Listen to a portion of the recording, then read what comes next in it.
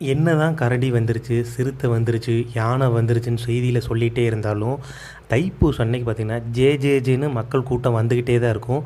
இந்த மருதமலை முருகப்பெருமான் கோயில் மட்டும் இல்ல, எல்லா முருகன் கோயில்லையுமே பால் குடம், காவடின்னு சொல்லி பக்தர்கள் வந்துக்கிட்டே தான் இருப்பாங்க. தைப்பூசம் ஒரு நாள் மட்டும் பார்த்திங்கன்னா, நம்ம டூ வீலர், காரில் வந்திருந்தாலும் நம்ம மலை அடிவாரத்தில் நிப்பாட்டிட்டு படி வழியாக தான் போக முடியும். ரொம்ப முடியாதவங்க தேவஸ்தான பஸ் இருக்குது, அந்த பஸ் வழியாக போய்க்கலாம். இன்றைக்கி ஒரு நாள் மட்டும் நம்ம படி வழியாக தான் மேலே ஏறி போகணும். தைப்பூசம் அன்னைக்கு பார்த்திங்கன்னா எல்லா பக்தர்களுமே படி வழியாக ஏறி தான் போவாங்க. அப்போ எல்லா பக்தர்களும் முருகனுக்கு அரோகரா அரோகரான்ட்டு அந்த சரணம் பாடிட்டே போவாங்க. அது பார்க்குறதுக்கே அவ்வளோ அருமையாக இருக்கும். இது பார்த்திங்கன்னா அந்த தைப்பூசம் அன்னைக்கு மட்டுமே இந்த நிகழ்வை வந்து பார்க்க முடியும்.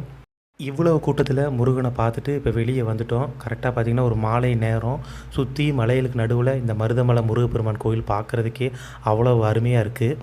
இப்போ மணி பார்த்திங்கன்னா ஒரு 4:30 மணி இருக்கும். சாமி பார்த்திங்கன்னா கோயிலை சுற்றி வந்துட்டுருக்கு.